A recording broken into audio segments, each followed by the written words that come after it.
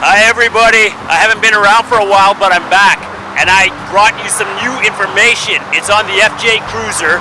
I am now doing a Carolina squat on it, okay? So I'm gonna get into this video on what a squat is and what I guess like the opposite rake angle would be. So stay tuned for the intro.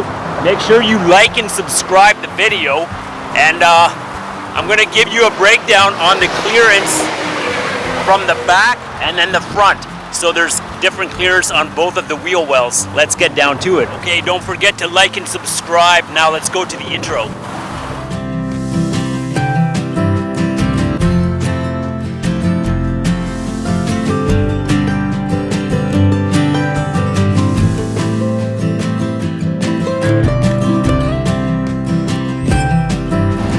Okay guys, I just want to tell you about a mod that I just did on my FJ Cruiser. I ended up, this vehicle has an old man EMU 2.5 to 3 inch lift on it, and what happened was the front I left alone, so it's still lifted 2.5 to 3 inches, but the back I ended up taking it out. And the reason that I took it out is because the roof rack and the spare tire I took off, and I don't really ride with much weight in the back at all, and it was so rigid and bouncy every time I drove around. I didn't like it. It was uncomfortable.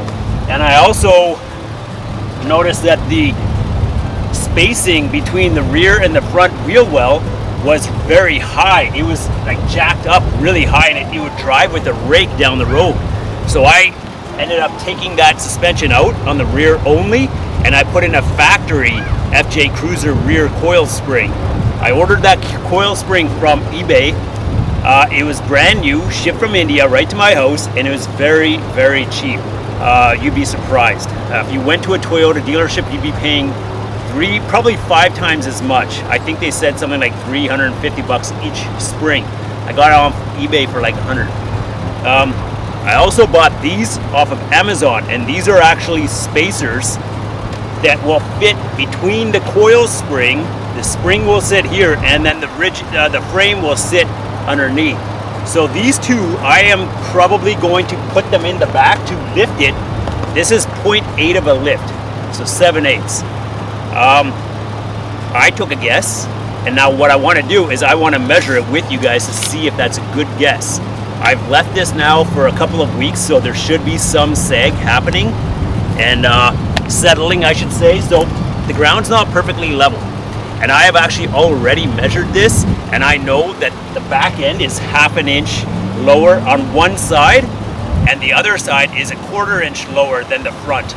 So that means if I put that 0.8 spacer in, it should be 1/4 inch or so higher on the back end than the front.